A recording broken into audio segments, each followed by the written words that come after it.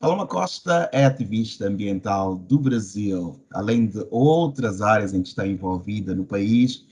Nas Nações Unidas, ela é uma das jovens conselheiras do secretário-geral para questões sobre o clima. Paloma, bem-vinda.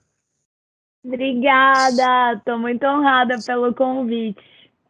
É um prazer ter você aqui. Paloma, estamos aqui horas depois de várias promessas de líderes globais em relação à aceleração da ação para o clima. Como é que você vê esta dinâmica a caminho de Glasgow na COP26? Olha, sendo muito sincera, eu fiquei bastante desapontada com o resultado da cúpula de ontem. Eu acho que mais uma vez o mundo teve a oportunidade de se comprometer a metas e objetivos realmente eficientes para a gente lidar com os impactos da emergência climática.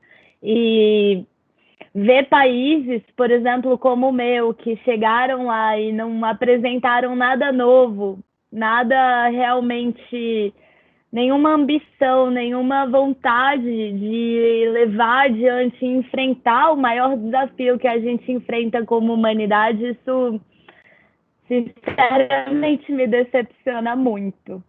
E por onde é que a Paloma vê que pode haver mais ação? Bom, como membro, né, e representante do movimento da juventude, eu tenho visto um potencial muito grande nas ações e nas coisas que a gente vem liderando, né? Por exemplo, a gente começou esse programa aqui de educação climática que chama Educlima, com o intuito de levar a educação sobre o clima, já que não é disponível aqui no nosso país, para escolas públicas, para favelas, para comunidades, para territórios, porque falar sobre clima hoje é falar sobre a vida. E que nem eu estava falando na resposta anterior, me decepciona porque não só grupos da juventude, como também povos indígenas, comunidades quilombolas, a sociedade civil em geral tem apresentado tantas soluções que talvez é o que inspira mais na luta pelo clima, né? Ver a criatividade das soluções. É, e ainda assim, mesmo com esse, vamos dizer, dossiê de soluções disponíveis que já estão acontecendo, muitas vezes sem o apoio necessário, sem recursos, sem estrutura nenhuma, mas que ainda assim os líderes mundiais vão para um espaço como a cúpula de lideranças pelo clima que aconteceu ontem e não se comprometem assim verdadeiramente, né? Então, para mim, assim, a esperança está aí na juventude e pensar que cada vez mais, nos unindo cada vez mais, a gente vai de fato conseguir influenciar algo nas decisões que são tão importantes que estivessem acontecendo de forma diversa, inclusiva, até Glasgow, para que em Glasgow a gente pudesse realmente dar um passo adiante como humanidade na luta pelo clima. Mas vamos vendo. Na tua última conversa com o secretário-geral, disseste que há mais uma crise, que é a da falta de cumprimento de promessas. Isto é real.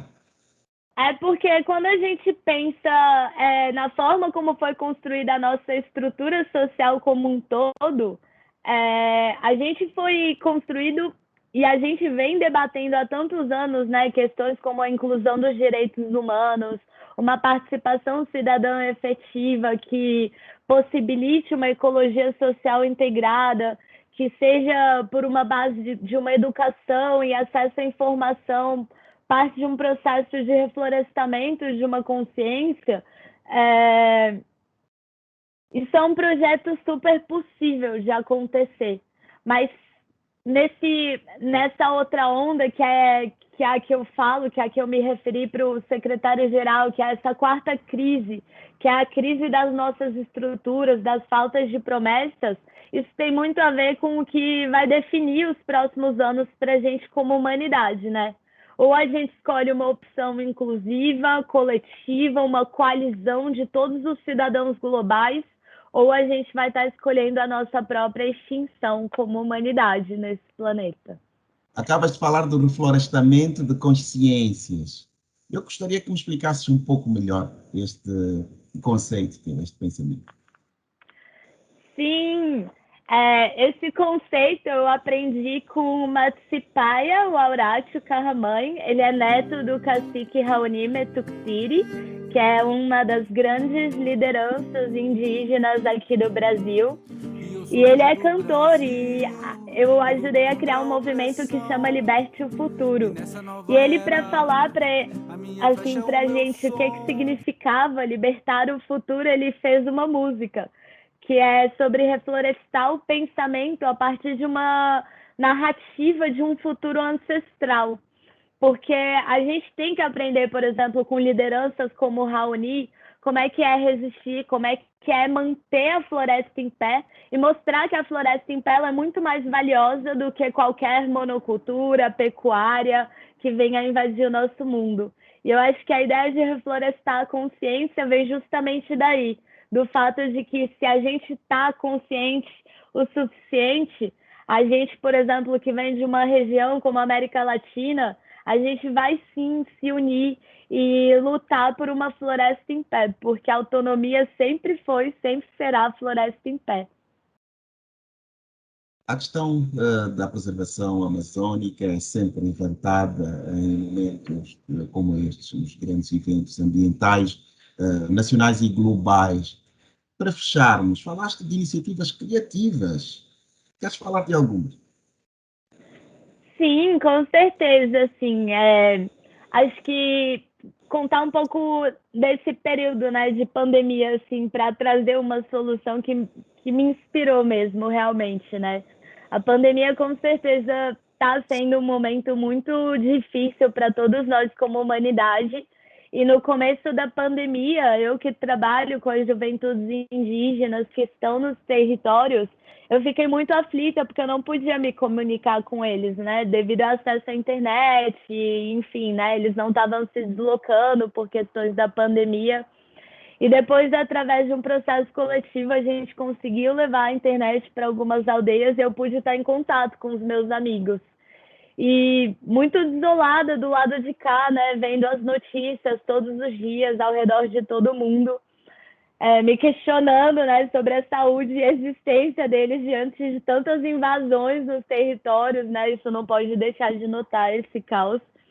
Quando eu finalmente consegui falar com eles, foi tão lindo ver o que eles estavam fazendo, que era um processo de roçados comunitários, porque eles queriam continuar nesse movimento que a gente tinha começado antes da pandemia de engajar as juventudes na agenda climática, na agenda socioambiental.